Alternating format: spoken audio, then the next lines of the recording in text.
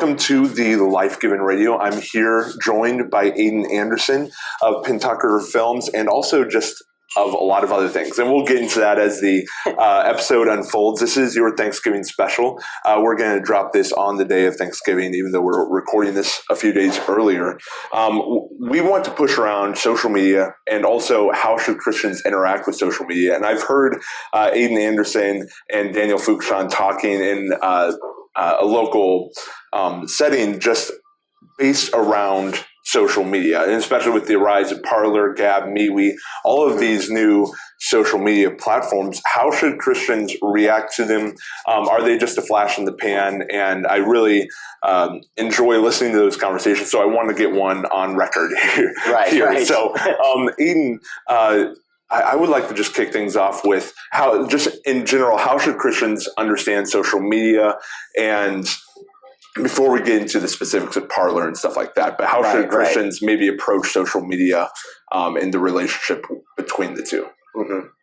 I would say that historically Christians have had a rather complicated relationship with social media. Okay. There's a lot of decrying that Christians did early on when these platforms were beginning to gain popularity, and they're going to show the growing pains of just what it takes to figure out how to engage with different people on the internet and what that looks like. How do you control what your children are engaging with or what you're seeing in your social media feed? All of these are challenges that the entire world was dealing with, but I think Christians had an especially strong reaction to it because of the general newness of it and sort of the old-time conservatism kicking in right there and telling you, okay, let's back off for a bit until it figures itself out because it's clearly not figured out. And as a result, it's taken a while, I think, for Christians to sort of come around and realize, hey, it's not merely sort of a time waster and an entertainment plug that you're getting out of something like Facebook or Twitter or Instagram. And I think, especially recently, you're seeing a big push in the world of Christianity to be using social media more effectively. Just either to see it as a tool for ministry or as a tool for business, and realizing that there's actually a lot of benefit to that, and particularly in the fact that it is a tool. And that's the biggest shift I've seen, actually, is switching from it's a means of entertainment to this is a tool we can use to achieve other ends. And like all tools, it's dangerous if you don't use it correctly, but it's not inherently dangerous in of itself. There's a lot we can do with it that actually makes it beneficial to us, where we would be wasting our time if we weren't on Instagram or Facebook or Twitter or anything like that. And so I think while that's relatively new, I think that is a direction you're starting to see people using social media within Christian circles. And as far as I can tell, those who have taken the plunge and are using it to that end have been able to be pretty effective in what they do and have achieved quite a lot through it. So was that it? It looked like you were on a roll there. And I think it's really interesting because you kind of mentioned that shift with Christians. I think just almost a lot of people using social media from entertainment or connecting with friends and family and taking a step beyond to a tool. And I think especially we've seen in this election cycle, especially in 2020, with more and more people getting behind their keyboards. I'm interested to see how you would quantify that shift into politics and political discussions, because it seems like we are much more barbed on social media than we might be in person. And that's a trope. And do you think that trope holds true? And how should Christians maybe, is it still effective used for evangelism since it's become so jaded by politics? Right. I will say that being more barbed than real life is a problem the internet has always had. Regardless of it being social media, it still depersonalizes you. It still turns your character that you project into words on a screen. And for a lot of people, the idea is to be somebody else on the internet. You talk to anybody who spends a lot of time in gaming communities or forums, where they do have a real life thing that they're doing, and therefore they're able to bring it to bear on a discussion. but they're not necessarily themselves on that forum. They're a little bit of a different personality.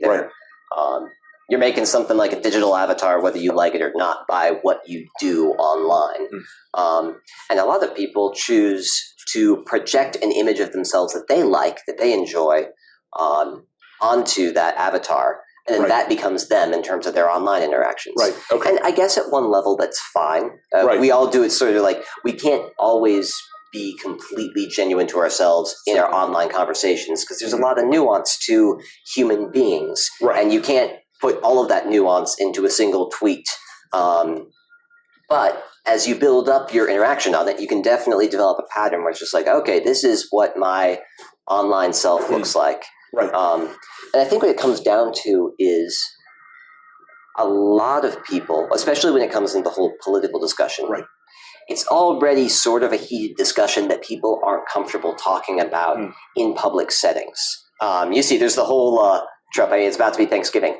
What makes Thanksgiving always uncomfortable? It's that crazy uncle bringing up his fringe views of politics, and everybody else being like, calm down, Uncle Gary. It's no such thing as Pizzagate. It's going to be fine. And, you know, everybody secretly wanting to get more embroiled in the conversation, but no one actually wanting to because, you know, you want to make sure you have a stable family relationship. And so public settings sort of mitigate the political discussion from getting too barbed simply because people don't want to be honest about their political discussion. And so when you provide somebody with a platform, anyone really, that depersonalizes them, so you're not actually talking to people, then all of a sudden the idea of being really politically honest, talking without qualifications, being either really barbed or really shrill, that just follows naturally, it seems to me, as something that would happen. Now, obviously, there's a whole the biblical principle from James, which is just like controlling your tongue. I think you can do that on social media as well. I don't think it changes simply because it's a Facebook post. I will say, though, when it comes to being effective in those conversations, you need to sort of establish a baseline civility that is going to allow you to engage in those conversations. There's an old way of thinking about things that says, okay, you can't achieve anything discussion-wise in a Facebook comment section or in a Twitter thread or anything like that. It just turns into a bunch of people throwing rocks at each other, or worse. And to a certain extent, that's true. You know, you can't necessarily expect the same level of conversation or care to come through because it's depersonalized. You're not dealing with the real human being the way that the screens break things down. However, I think what you can do is based on what different individuals project as sort of their digital selves, you can sort of see what sorts of people are going to try and maintain a baseline of civility in all of their discussions, including heated ones. Like you take a topic like abortion and you'll notice which people you think you could trust to have a discussion based on how they speak about it online. And, you know, it can be everything from what words they use to how many words they use. Are their threads a paragraph long? Are their threads 2 sentences long? And is there a difference based on content? You know, all these little things you can do, and you can just tell that that person is going to be able to hold a good discussion with you or not. And I'd say that's the case for basically every single social media platform. Some people are going to be able to hold a conversation with people. Others, you can tell very clearly, even if they would be willing to have a conversation, you would not want to engage with that because that would not achieve the particular end that you're doing to. And ultimately, you know, back to the thing in James about controlling the tongue, what you're dealing with is something that's just going to spiral out of control. You're not going to be able to maintain that, and so you control it by not engaging with it. So all that to say, when it comes down to the political discussion, while things are still capable of happening, in terms of people from different sides who disagree with each other coming in and saying, okay, let's talk. I think it is necessarily a more difficult thing to achieve because it sort of requires, ultimately, it sort of requires an established relationship based on civility or at least interest in the other person beforehand. And what's funny about that is ultimately that usually requires a personal relationship with that person you're having a discussion with online. So the only thing the social media serves is as a means for you and that other person whom you know in real life to be able to have a political discussion. So in my mind, there's the sort of, well, why couldn't you just do it in person then? You know, the uselessness that sort of falls into that. And, you know, it's not useless. Some people genuinely care about each other and they know each other really well and they live on opposite sides of the country or anything like that. That is perfectly within the wheelhouse of things that happen. At the same time, I think that personal relationship matters a lot more to those kinds of discussions than you would think, which is why arguing with random people on the internet, when, you know, you have this whole concept of bots and fake personalities where it's just like, you're not even arguing with real people, you're just arguing with the void. And of course, how are you going to reason with the void? So it's one of those things where at the end of the day, I can see people entering into fruitful political discussions online. I also see that being a rare event. Well, there's a couple things I just want to like make notes of that we'll come back to. Like you mentioned that baseline, that common courtesy that you need to be able to interact with someone when it comes to those kinds of discussions. And then there's something else you mentioned just when it comes to being able to have those discussions. But we'll come back to that a little later. So I'm really interested to hear how you think the church, and specifically church leadership, is starting to get involved on social media, because there are more platforms that are now coming on board that are trying to help churches either podcast. I actually used one of them to get the cut and the dry and the news briefing out there, and that's called Podpoint, and it helps you get onto Apple Podcasts quicker. And so there are more tools coming out with that. Do you see church leadership using the tool of social media and some of the podcasting stuff like that effectively? Do you think they could be improved? Are they doing well? I'd definitely say with that one, we're just dipping the toes in the water here. I think, pastors have been sharing their sermons online for years now. And the podcasting route that would come along with it, I think only a few pastors I know have capitalized on it, and that's wonderful because platform accessibility is huge. Now, all of a sudden, your church member who spends most of his weeks driving a semi back and forth across the country can have 12 hours worth of sermons accessible on Spotify at any time and place and just listen through them. I know plenty of people who've been edified that way, but I also know plenty of people where it's like, I would have absolutely done that if I could have accessed those sermons, which you can't always do when it's online or in some sort of MP3 format on some website that won't load while you're on the highway because you can't download it.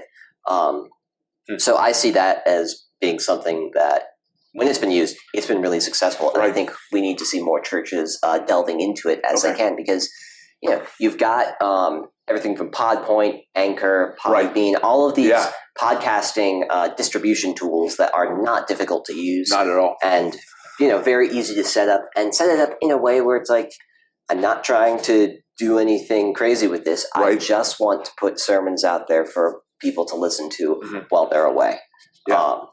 And I think that's a noble pursuit that people can be going after very easily. In terms of I want to say the remainder of the church's involvement on social media, but that's a big category. So I'll just speak to sort of the discussion point, because we're still talking a little bit in the vein of, politics has definitely inflamed people's minds when it comes to having those discussions on social media. I think the church backdrop should help to mitigate some of that. We were talking the air of civility, which sort of requires that personal development, personal relationship to occur. When you're dealing with a small church community trying to have discussions together, everybody sort of knows, hey, we're all in this vein of personality. We all know each other in real life. And therefore, in our social media discussions, we may not say as much on social media because we're having them in real life. And it doesn't really matter whether we respond to so-and-so's comment here versus at a coffee shop. But you'll get people who are very much more like, hey, there's no point in lying to each other. We all know who we are, what we're dealing with. I mean, if you're in a healthy church, in which case that's the dynamic going on. Right. But I think you may see some moments where people who don't know how to use the internet as well might infer tone from a comment, which doesn't necessarily exist. I think I've seen that mistake plenty of times in discussions where someone said something, but because they ended it with the wrong punctuation, people thought they were angry or indignant rather than just being excited about or affirming indeed what was being said. And it's sort of a like, well, let's not try to read too much into it here situation. And at the same time, that is something that is being in the process of being developed more thoroughly. And it would take somebody, I think it would take me more time, and I think it would take more engagement with different types of churches to be able to see, okay, this is where we're strong, this is where we're weak collectively. When we're talking Christians in general within their church groups on social media. Yeah. No, that is really interesting. And I thought that was a really good answer. Like just the ability that the church is starting to, I really appreciate Christchurch and what they're doing to get on all these different platforms. And they definitely are starting to step up to that plate. We are in the midst of No Quarter November. And I kind of want to get specific here on either blog posts, articles, or just Facebook statuses from pastors now, right? I think that for a long time, we saw that the U.S. kind of like discourage churches being involved in politics or political discussions, or maybe just the pulpit didn't really want to get into that vein of discussion.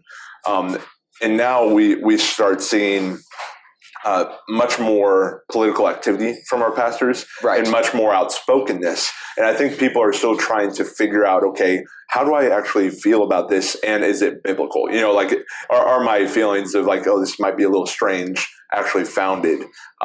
So I guess could you speak to a little bit pastors specifically on social media and being very outspoken when it comes to, for example, John MacArthur saying you can't vote Democrat as a Christian, which is a viewpoint I would take. But I would like to hear your take on that. Yeah, I guess I'll begin a little bit further back. Okay. A big thing about the church in America when it comes to political discussions is, like you said, churches in general have that whole air of discouragement when it comes to talking about politics. I think the reason for that is you have this historical precedent in America that while all Christians, because they are citizens, are inherently political entities that have their own political discussion thoughts, the idea was never that the pastor as a figure would exercise any sort of political authority, and that includes moving the discussion point one way or the other.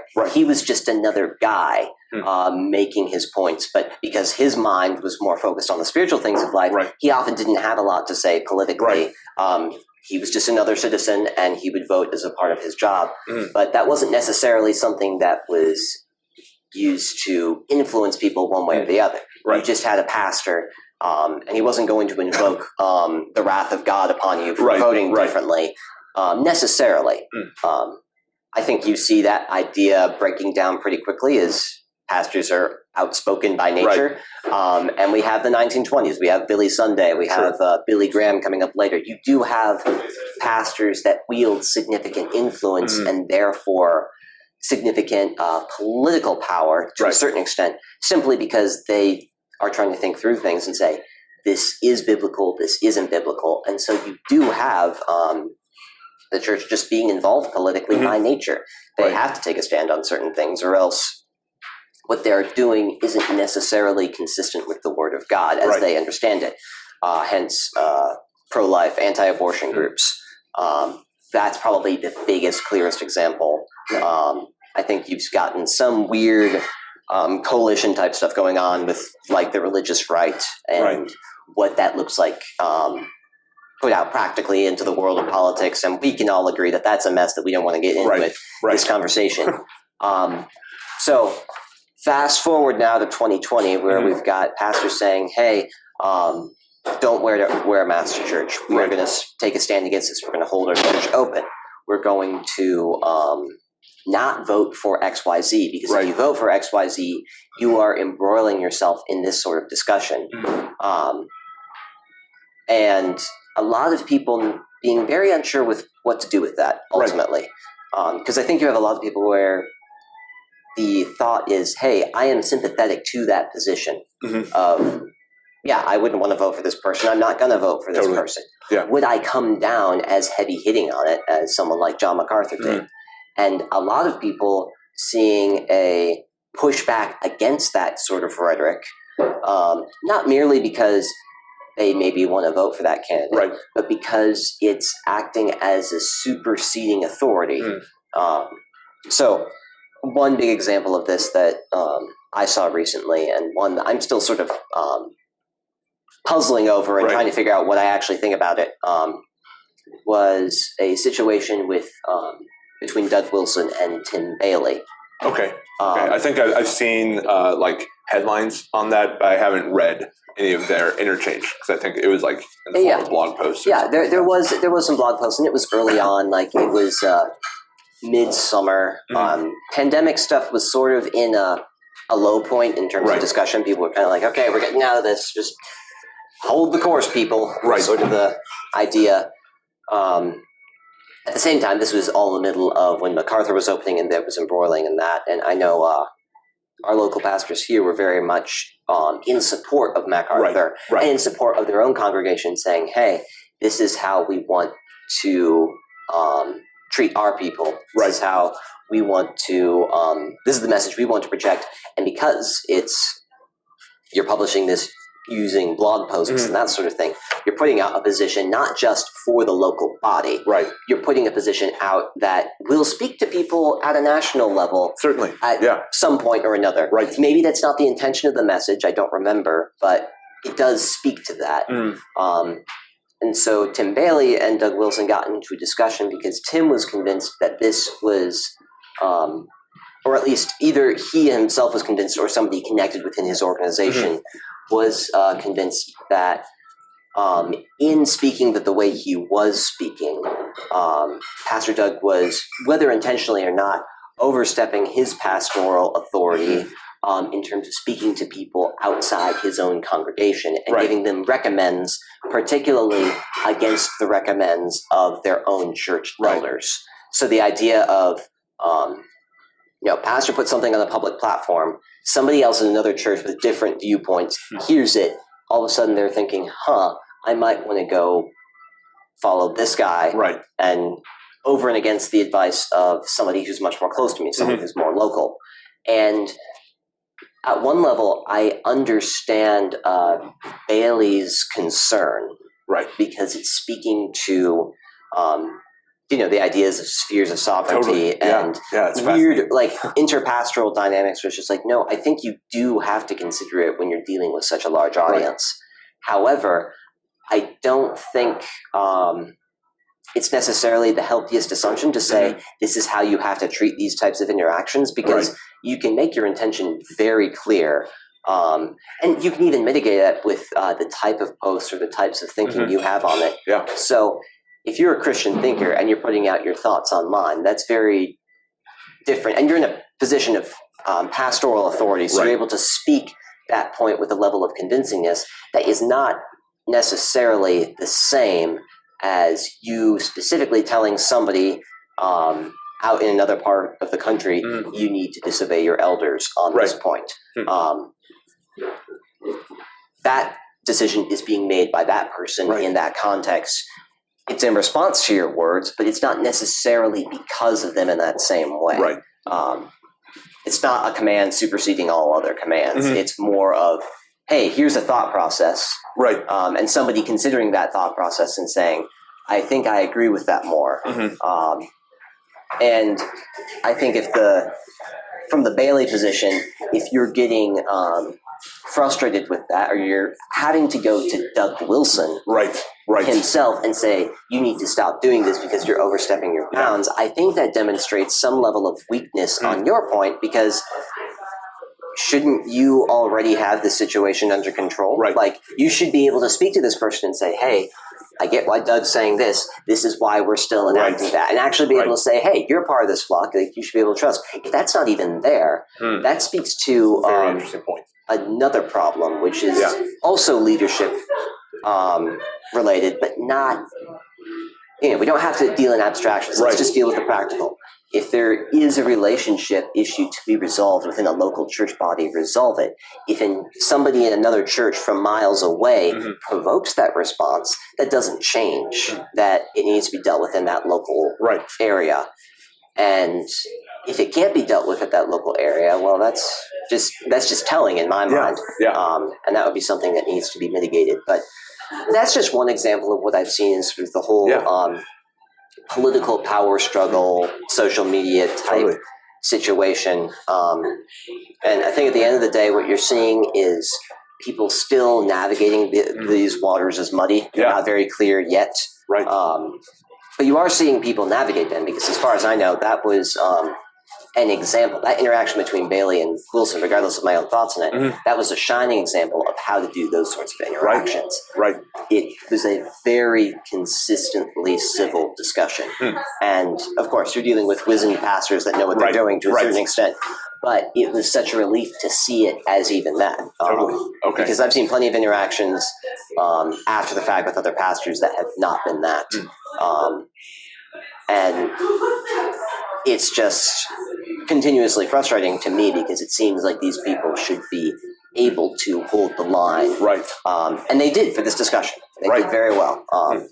And as uncommon as it is something that I look for when I'm looking for the sorts of online debacles that do come up. Certainly. Yeah. Well, that is interesting. That definitely unearthed an entire podcast episode, I feel like, right there, just on the church's interaction in evangelism throughout social media. But we do need to get to the meat of the episode. The first course. If we want to run with this Thanksgiving Day special, we actually need to bring in some Thanksgiving plugs, right? So so those are mashed potatoes. Aiden brought the very fine wine. He has very good taste and gave some good input on all of that. So I'm trying. I guess you'd have beer. Beer would probably be more of a Thanksgiving drink than I don't know. wine. I've always had wine at Thanksgiving, but it's, I don't know, it depends what kind of holiday you treat it. Some people think, oh, hey, this is super special. Bring out all the fine wine. Other people are just like, hey, we're all friends. Get, 12 pack somewhere. Or just getting the really good beer. I mean, that's what I was thinking of. Maybe get a good lager or a decent IPA.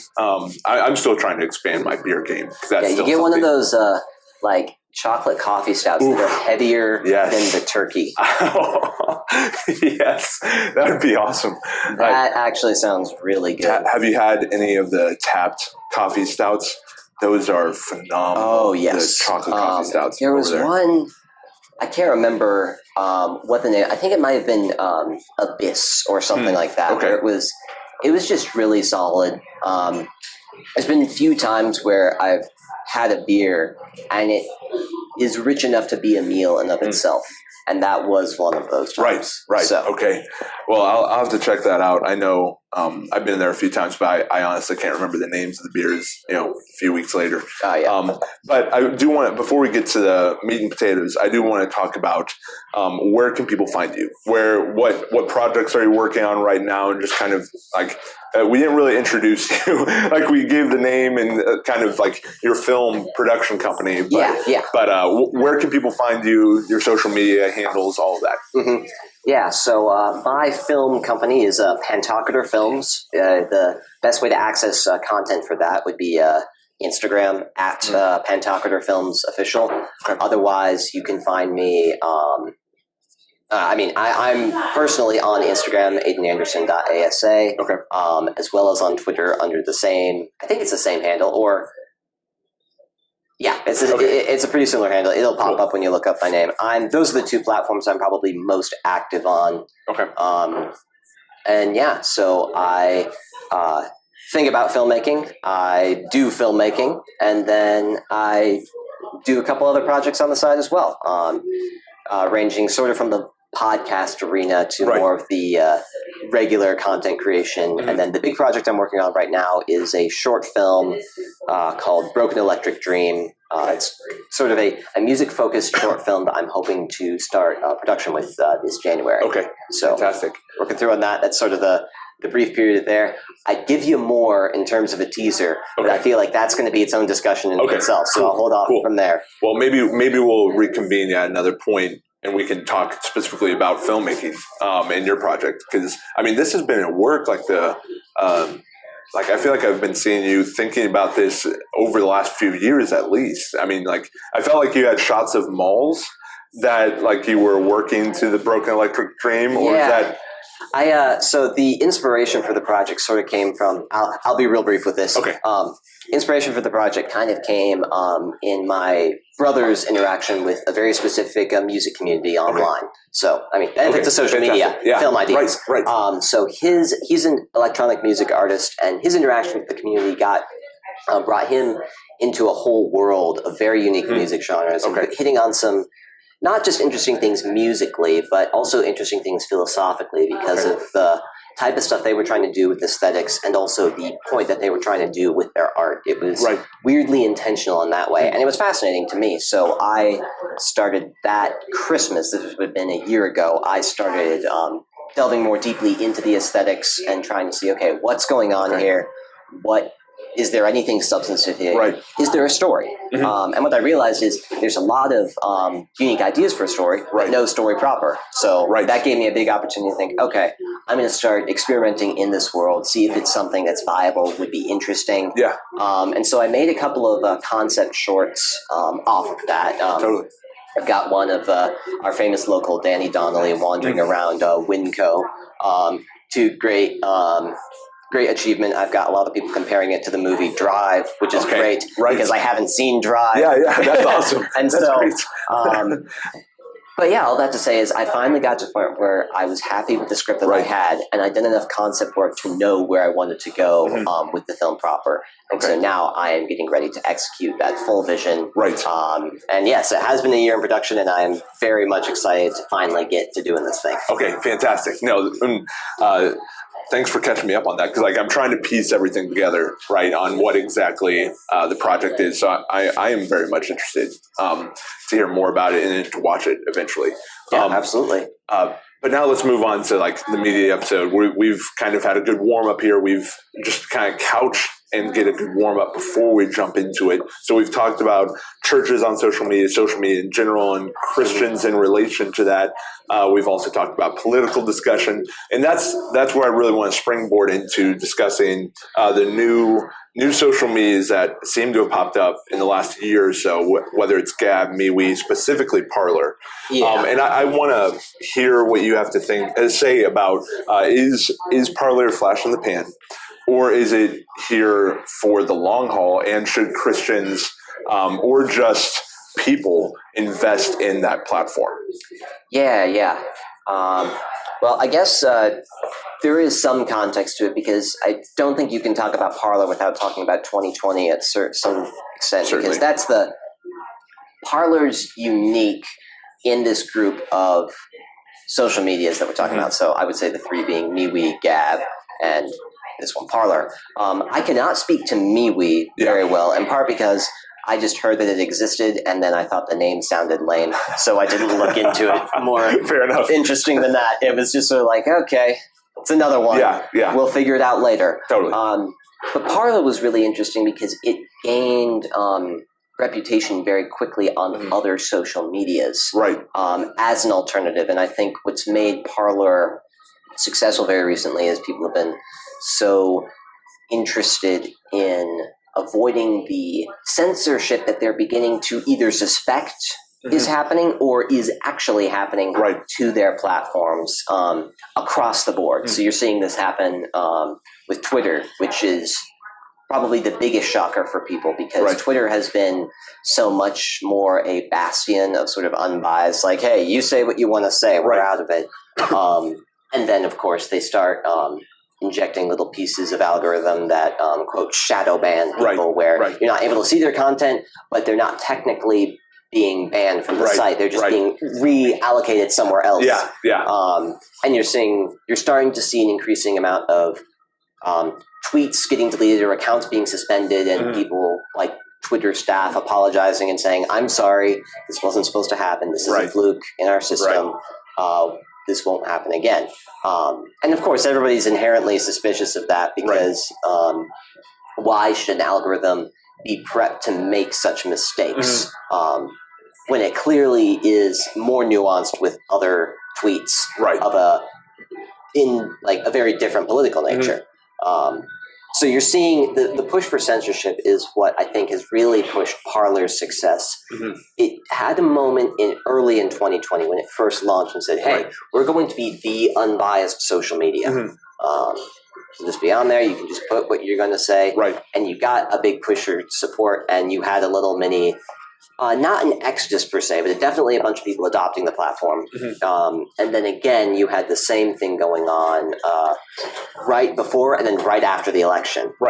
Which, can we say right after? I think it's still going on. Yeah, it definitely is dragging its feet on it, but we're getting. I feel like we're getting somewhere. I mean, I'm grateful that they're dragging their feet rather than just going in leaps and bounds, because otherwise I would think about changing countries.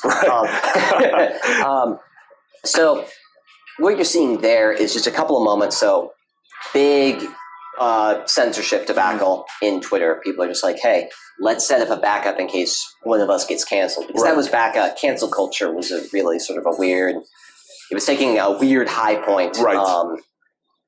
To weird degrees, where someone said something, and then because someone alleged that they said something in a private conversation, now they're being doxxed or banned or put into all sorts of difficult, compromising positions on social media.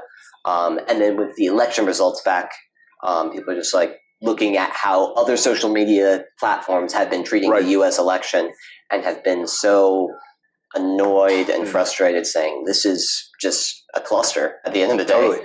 And we need to have an alternative because this can't be good long term for us to hold on to. And I think you're seeing people treat social medias now the way that, or at least in a way that's more consistent with how people treat mainstream medias. So your CNN and your Fox are sort of being lumped in with your Facebook and your Twitter in terms of like, hey, their content is being controlled by their platform. Their platform is their agenda. They're pushing an agenda regardless of what is going on within the platform itself. So there's not much more you can do but listen to what the big mega corporation is telling you should do. And of course, there's plenty of people who have a bone to pick with mega corporations. Therefore, create Parler. That seems to me to be basically what's going on to create the sort of success, at least short term, you're seeing with an app like Parler. Now, whether or not that success will stay is, of course, another matter altogether. I think, once again, it's so young, it's sort of hard to tell. The impression for it to be a flash in the pan, I think, is you can make a case for that a little easier because what you're seeing all of this really quick, rapid pushes and then sort of decline where it's like no one's really talking about, I'm on Parler now for a long period of time. So you're seeing the trend of people, to a certain extent, people panicking, getting the new app and then calming down, and then you don't see anything more from it again. You're not seeing the big conservative exodus from any of the other social media platforms. You're not seeing this big, we're going to totally divide into two different camps of internet countries and start going to war with each other on our own platforms. So in my sense, it's like, okay, well, thank goodness for that, because we want all of these platforms to remain as public as they can while they can.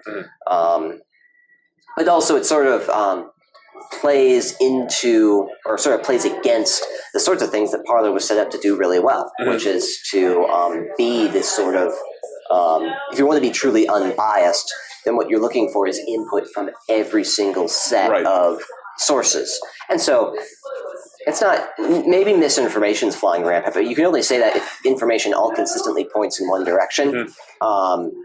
As opposed to, well, I heard it this way, well, I heard it this way. If information is confusing, it's not misinformation because you're trying to figure out what happened. And of course, the way that Parler is sort of promoted and the sort of people that ran to it immediately, because of the other pushes from other social media companies, does not help to create that unbiased realm. Right. It maybe takes the form of something more akin to an echo chamber, just based on what drove people to the app. Okay. I think if people were put in a position where their social media platform they were using was running an agenda that seemed counter to what they were trying to do with the social media, right. They would look for other outlets, regardless of the political affiliation they happen to have at the time. Yeah. Or else they would go more to war more directly with that social media platform. Now, social media platforms are at the point right now where no one really feels comfortable going to war with them in any meaningful sense. Like the U.S. government tried, and then it was just a bunch of people asking questions that are akin to what does it take to reset the router? Right. And it was embarrassing for everybody. Yeah. I felt bad for Zuckerberg. I also felt bad for the people who are running our nation, that this is their knowledge of technology. Yeah. And also at the same time, a little bit like, why is this the level of discussion we're having right now? Right. But all that to say is the way Parler has been formed, the way it's gained popularity amongst people, I think has necessarily created the idea of an echo chamber that a lot of people are talking about when they talk about something like Parler.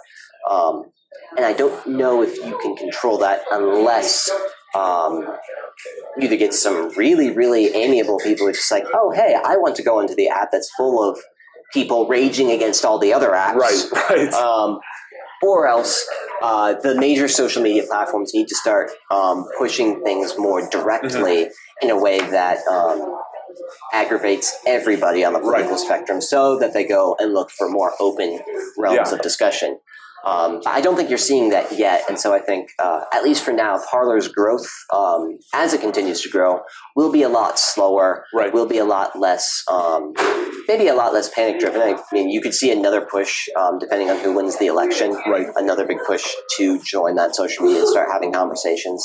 But once again, there's no way to tell that in this present moment. So, yeah. So you mentioned that I would probably call it a buzzword at this point, because everyone's been using the word echo chamber when it comes to Parler. Like that's almost like if you did a Google search, that should be like your first like echo chamber app. How would you define echo chamber? And is it a bad thing or a good thing?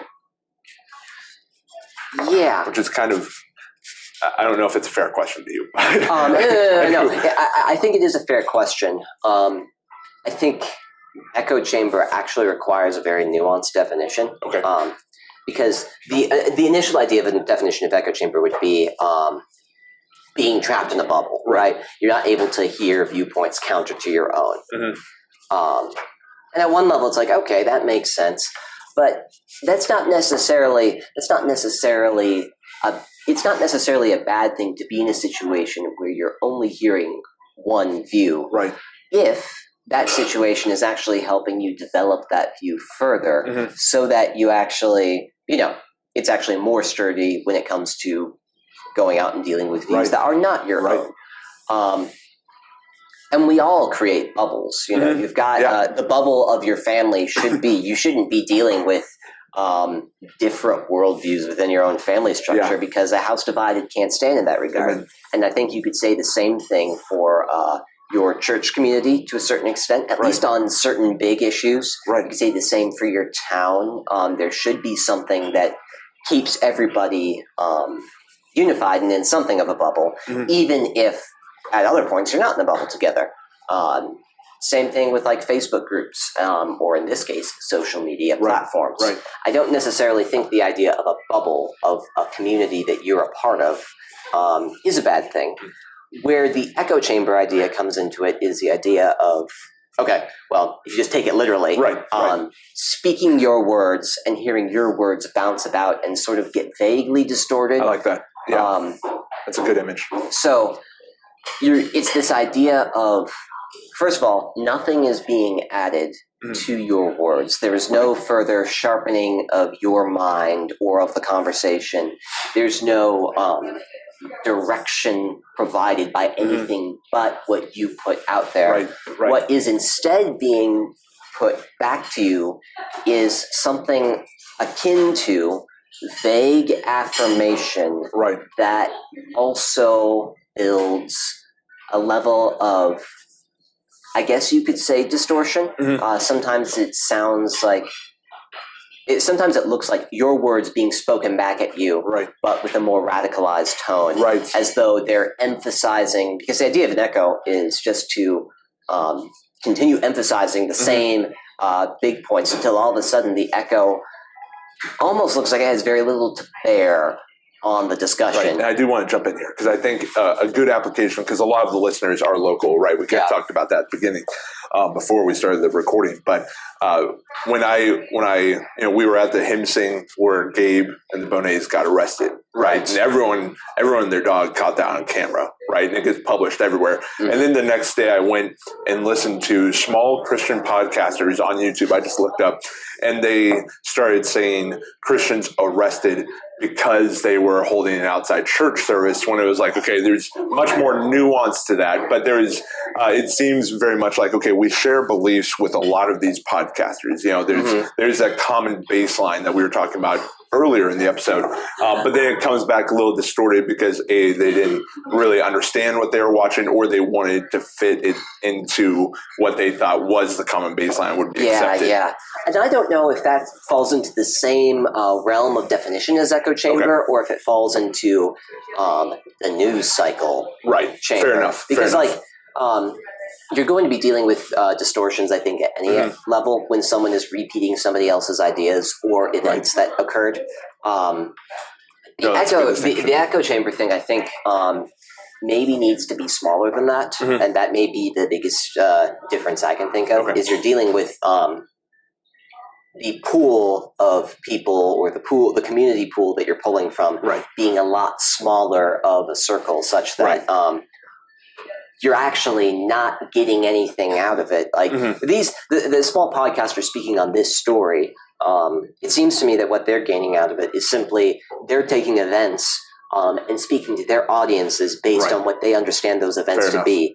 They're not sending those events and those stories back at you, the source. And that's where the echo chamber thing, I think, would have a stronger case made for it.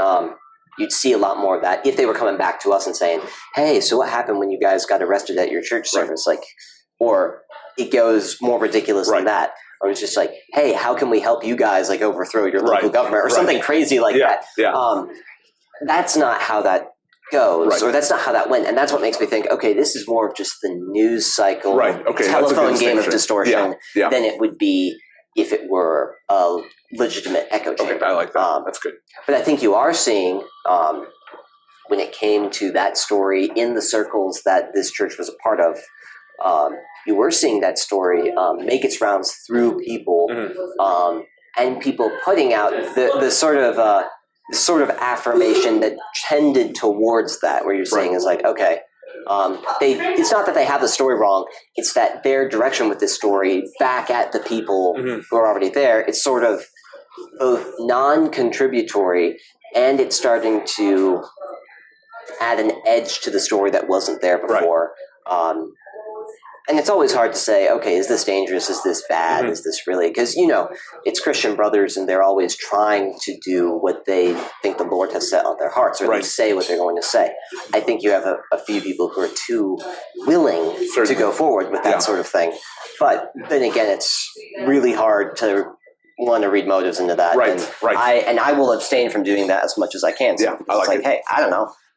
I know what I see you doing, and so I say, okay, well, this seems to be that sort of interaction, but I'll leave it at that, and we'll see what the fruits of this discussion are, because God draws straight with crooked lines, and God takes the most shrill and astringent of social media posts and turns them into something beautiful and edifying for people.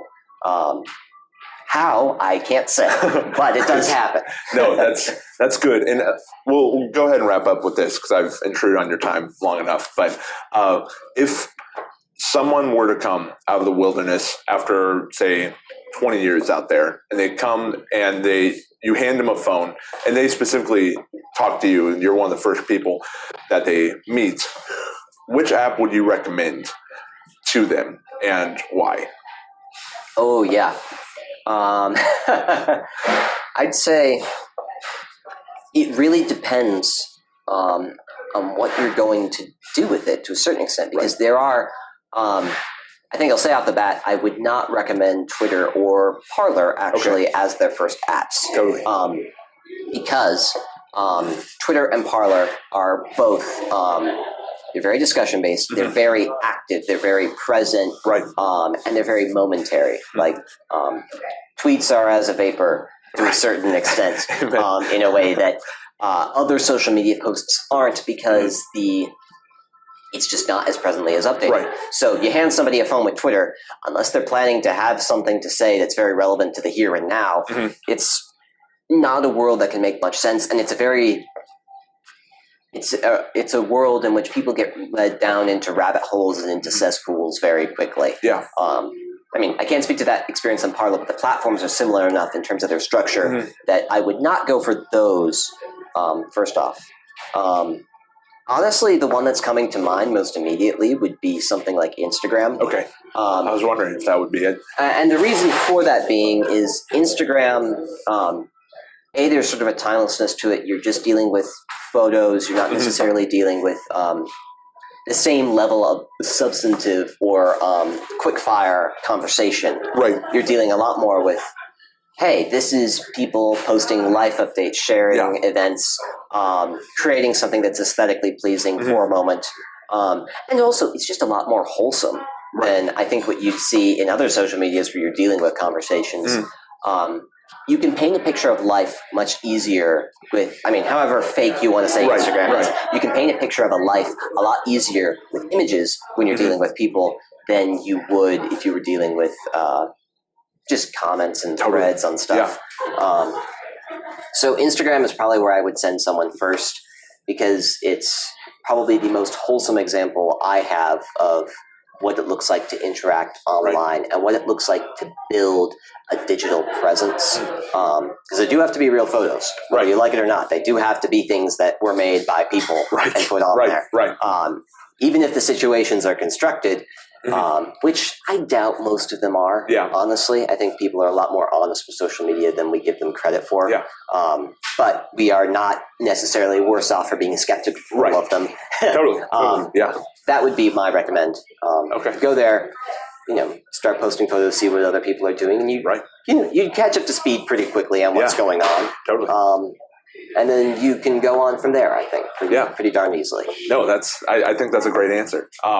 And we'll go ahead and end the show right there, because I think that's a high point, and I think that this actually is a springboard for a lot of other discussions we have in the future. Yes, absolutely.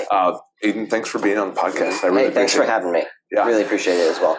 Well, to those of you listening, I hope you guys have a fantastic Thanksgiving. And for those of you students, have a great break. And remember that the life that you've been given and the life that you've received includes every area of life. Your social media accounts are no exception. God bless.